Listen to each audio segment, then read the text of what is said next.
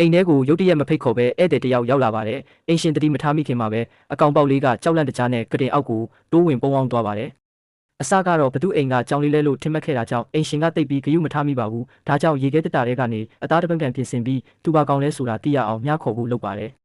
ဒါပေမဲ့သူ့တကူလုံးမှာရှိနေတဲ့ကြားတစ်ကွက်တွေကိုမြင်လိုက်ရတဲ့အခါအိမ်ရှင်ကြောင်အန်းသွားပြီးဘာလို့ရမှန်းမသိဖြစ်သွားပါတယ်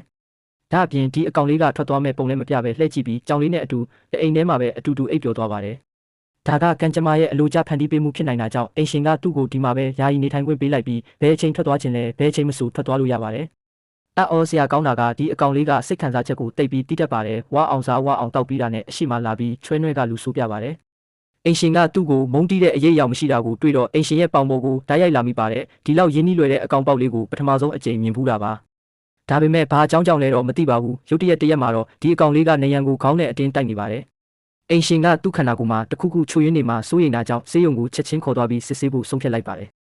ကံကောင်းထောက်မှစွာနဲ့ဆရာဝန်ချို့ရဲ့ကြိုးပမ်းမှုကြောင့်အကောင်ပေါက်လေးရဲ့ခန္ဓာအခြေအနေအားလုံးကတိတ်ပြီးကျန်းမာပါတယ်သူ့ရဲ့စိတ်ခံစားချက်ကရုတ်တရက်မတီးမငြိမ်ဖြစ်ရတာကတော့လမ်းခွဲခဲ့ရတဲ့သူ့အမိကိုတတိယနေလို့ဖြစ်ပါတယ် TV ထဲကအမျိုးနွယ်တူအကောင်ကိုမြင်ရတဲ့အခါသူ့မျက်နှာပေါ်မှာလွမ်းဆွတ်တန်းတမှုတွေအပြည့်ဖြစ်နေပါတယ်သူအမြန်ဆုံးကြီးပြင်းလာပြီးသူ့ရဲ့တဘာဝတောတောင်တွေကိုပြန်သွားနိုင်အောင်အိမ်ရှင်ကနေတိုင်းလက်ဆက်တဲ့အသားတွေအများကြီးပြင်ဆင်ပြီးကျွေးမွေးပါတယ်တခါတရံမှာလည်းကားမောင်းပြီးသူ့ရဲ့အမျိုးနွယ်တွေကိုလိုက်ရှာပေးပေမဲ့အတူတူနေထိုင်ခဲ့တဲ့အမတ်သားတွေကိုဘယ်တော့မှရှာမတွေ့ခဲ့ပါဘူးမွေးဖွားပြီးမကြခင်မှာပဲအပြင်မှာလေလွင့်ခဲ့ရပေမဲ့ကံကောင်းတာကစိတ်နှလုံးနူးညံ့တဲ့သူနဲ့တွေ့ဆုံခဲ့ပါတယ်အိမ်ထဲကလိမ္မော်ရောင်ကြောင်လေးကလည်းသူ့ကိုတငယ်ချင်းလိုသဘောထားပြီးသူတို့ရဲ့ပျော်ရွှင်စရာရေမောတန်တွေကအိမ်တအိမ်လုံးကိုပြည့်နှက်စေပါတယ်သူတို့အစဉ်ပြေပြေနဲ့တဟဇာတဖြစ်ဖြစ်နေထိုင်နေကြတဲ့ပုံရိပ်ကိုကြည့်ပြီးအိမ်ရှင်ရဲ့စိုးရိမ်ပူပန်နေတဲ့စိတ်တွေလည်းနောက်ဆုံးတော့တက်တာရသွားပါတယ်ဒီလိုနဲ့သူတို့တွေခြံထဲမှာခဏအတူတူဆော့ကစားကြပြီးအိမ်ရှင်လည်းသူတို့ရဲ့တန်ရောစင်ကိုကြည့်ပြီးတိတ်ကိုစိတ်လှုပ်ရှားမိပါတယ်မကြခင်မှာပဲအကောင်ပေါက်လေးကကြောင်လေးထက်တကိုယ်လုံးကြီးမားလာပါတယ်ကြောင်လေးနဲ့အတူဒီလိုပဲအမြဲတမ်းပျော်ပျော်ရွှင်ရွှင်နေသွားလိမ့်မယ်လို့ထင်မှတ်ခဲ့ပါတယ်ဒါပေမဲ့ကြီးပြင်းလာပြီးနောက်မှာတော့အကောင်ပေါက်လေးမှာပိုပြီးအရေးကြီးတဲ့လှုပ်ရှားကိစ္စတွေရှိနေပုံရပါတယ်ကြောင်လေးကိုရှာနဲ့ရက်ပေးပြီးတာနဲ့လှည့်ထွက်သွားပါတယ်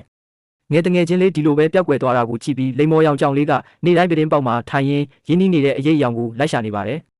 လအနေငယ်ကြားတဲ့အထိပါပဲအကောင်ပေါက်လေးကတကားဝမှာရုတ်တရက်ပြန်ပေါ်လာပါတယ်ဒါပေမဲ့သူ့ဘေးမှာကလေးနှစ်ကောင်ပို့လာပါတယ်အိမ်ရှင်ကသူ့စိတ်ထဲမှာကြောင်လေးပေါ်ထားရှိတဲ့အမတ်တရားတွေကိုအမြဲတမ်းသိသိထားလိမ့်မယ်လို့ဘလို့မှမထင်မှတ်ထားခဲ့ပါဘူးဒီနေရာမှာပဲဗီဒီယိုလေးပြီးဆုံးသွားခဲ့ပါပြီကြည့်ရှုအားပေးမှုကိုကျေးဇူးတင်ပါတယ်ဖော်လို့လေးနှိပ်ပေးကြပါခင်ဗျာ